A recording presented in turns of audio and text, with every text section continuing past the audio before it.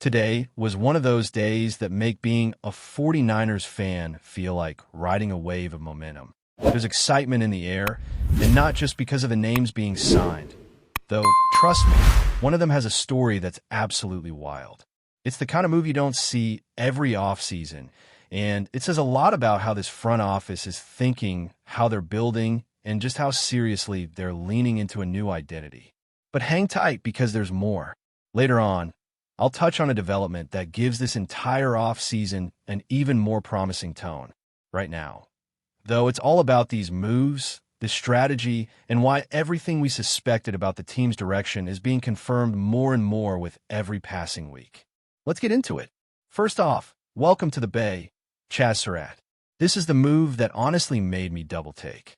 Not because of his position or some blockbuster headline, but because of the journey this guy has taken to get here. We're talking about a player who started his college career, and not just any part of it, but at UNC as their starting quarterback. Let that sink in. Quarterback, not a gadget guy, not a hybrid, the guy under center. And from there, he transitioned fully into becoming a linebacker. How many times do you hear that story? I mean, we've seen quarterbacks turn to tight ends, wide outs, maybe even a fullback here and there, but to go from calling plays to stopping them, that's different. That's rare. That's special. Now, Ches didn't exactly light up the stat sheet in New York with the Jets. His defensive snaps were limited, barely making a dent. But where he did shine, and I mean really shine, was on special teams. Over 600 snaps. That's no small number. And he graded out well, too, with a solid mark north of 73 according to PFF. That's not a throwaway detail. That tells you he's not just filling a spot. He's a contributor, someone with value. And now, he gets a shot with the 49ers in a system that's clearly leaning on familiarity, athleticism, and upside. What's even more fascinating here is the Robert Saleh connection. Saleh clearly liked what he saw in Surratt, enough to give him real time last year. And if Saleh saw something, you better believe the 49ers are paying attention. This team isn't just collecting bodies. They're targeting guys with purpose. You can draw a straight line from the Jets to the Niners on this one. Same thing goes for Brent Boyer, the new special teams coordinator. That's two respected voices who've worked with this guy up close, and both seem to have given the green light. And let's be clear, nobody's crowning Chaz as a day one starter. That's not the conversation. But if you dig just a little deeper, there are folks who genuinely believe this guy has what it takes to push for a role beyond special teams. There's a path where he fights his way into the linebacker rotation. Maybe not the headline-grabbing scenario, but depth battles matter. Camp competition matters. And here's the twist. With guys like D. Winters and Nick Martin already fighting for reps, bringing in Surratt turns the heat up even more. That's what you want. You want to make it hard for the coaches. You want tough decisions in August. That means your roster is deep, and depth wins games in December and January. But wait, we're not done. The 49ers also brought in Thomas Morstead. And look, it's easy to overlook a punter signing if you're just scrolling headlines, but this one matters. First, let's address the elephant in the room. Mitch Wishnowsky is gone. Injuries took their toll. Knee, back, 8 missed games, and the worst net average of his career. The writing was on the wall, and San Francisco made a decisive move. Morstead, at 39, is the definition of seasoned vet. Still booming punts, still reliable. And guess what? Another guy with a Jets connection. He played under Brent Boyer last season, and that familiarity is starting to feel like a theme, isn't it? The trust this front office has in its new special teams coordinator is showing up all over the roster. And I love that. I love when a team empowers its staff and builds around a clear vision. You're seeing that on defense.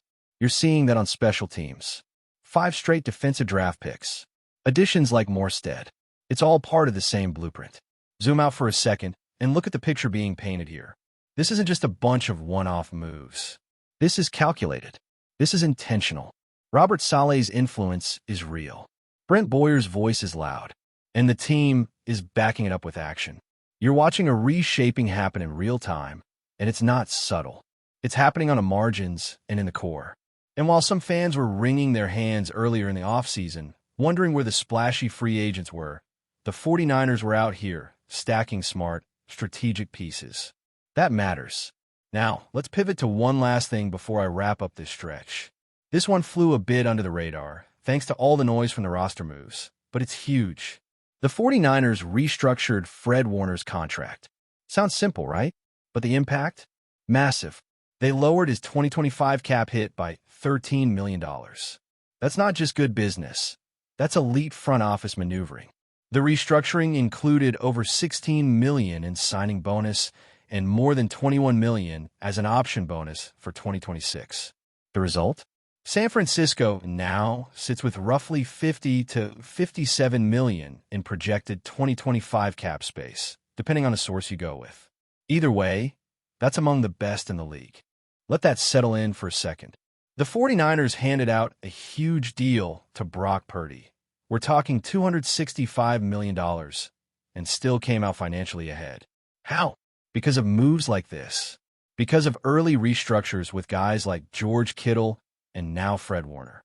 They took their lumps, ate some dead cap, and now they're walking into next season with flexibility and leverage. That's not luck. That's planning. That's discipline. Other franchises get stuck kicking the financial can down the road. New Orleans, I'm looking at you. But the 49ers are staying ahead of the curve. All right, picking up where we left off, let's talk about the broader implications of what the 49ers are doing, because this offseason is shaping up to be a blueprint for how to balance immediate competitiveness with long-term flexibility. The roster moves, the financial maneuvers, and the strategic signings all point to a front office that isn't just reacting, but thinking several steps ahead. This is a franchise playing the long game, while still aiming to be in the thick of things right now. The narrative of win now, without mortgaging the future, is a delicate one, and San Francisco appears to be pulling it off. One of the biggest takeaways from the recent signings and roster changes is how deeply the coaching staff's fingerprints are all over this team. Robert Saleh and Brent Boyer are clearly making decisions, and the front office is trusting their evaluations.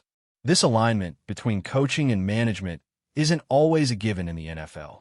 Sometimes coaches feel boxed in or undermined, but here, the moves tell a story of collaboration and faith. When you bring in a guy like Chaz Surratt, a converted linebacker with limited defensive snaps, but undeniable athleticism and special teams value, you're showing you believe in your coach's ability to develop talent. You're putting faith in their eyes and their system to unlock potential. That kind of trust often translates into a strong locker room culture and a competitive atmosphere where players know they'll get their shot if they earn it. Special teams is an area that often flies under the radar, but can be a massive difference maker in tight games, especially come playoff time. The 49ers' overhaul of this unit is striking.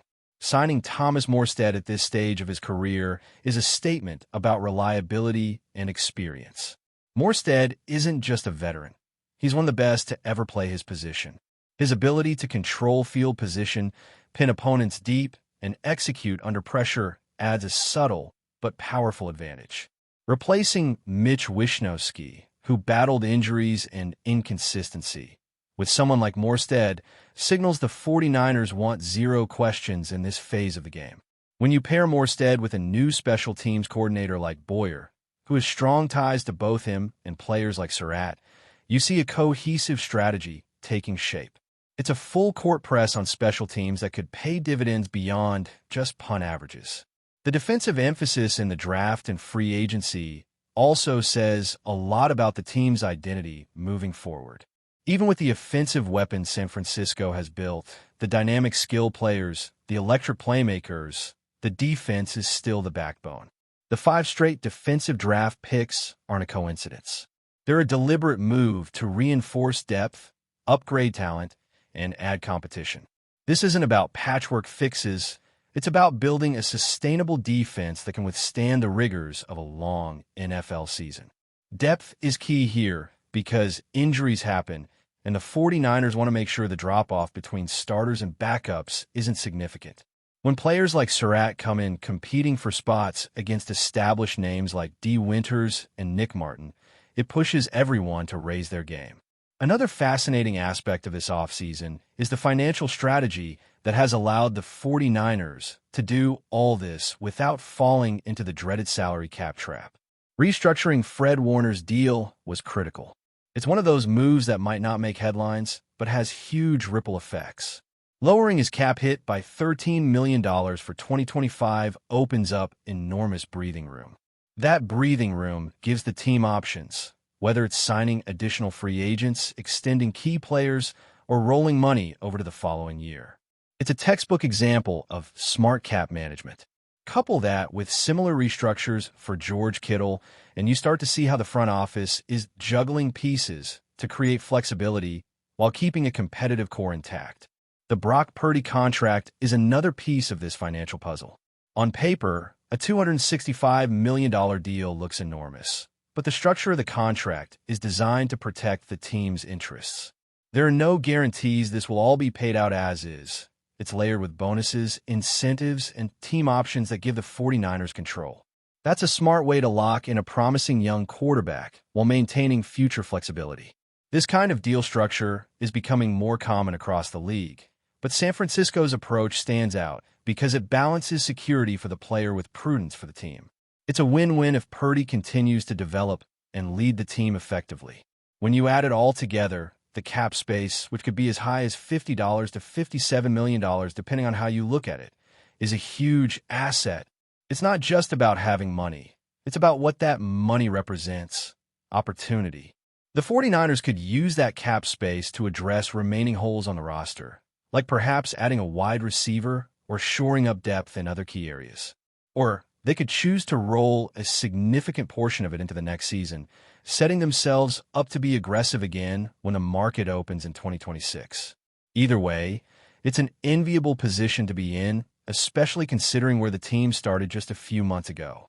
And let's not overlook the intangible benefits of having a roster with competition built into it. Every new signing, every draft pick, every veteran brought in is a challenge to the status quo.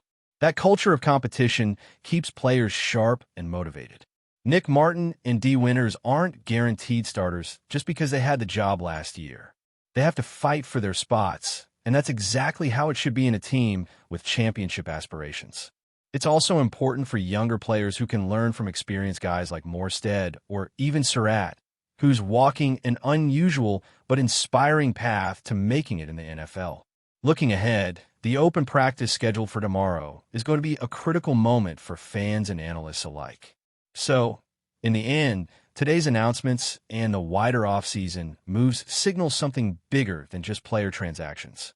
They reflect a vision, a commitment to building a team that can compete at a high level now and for years to come.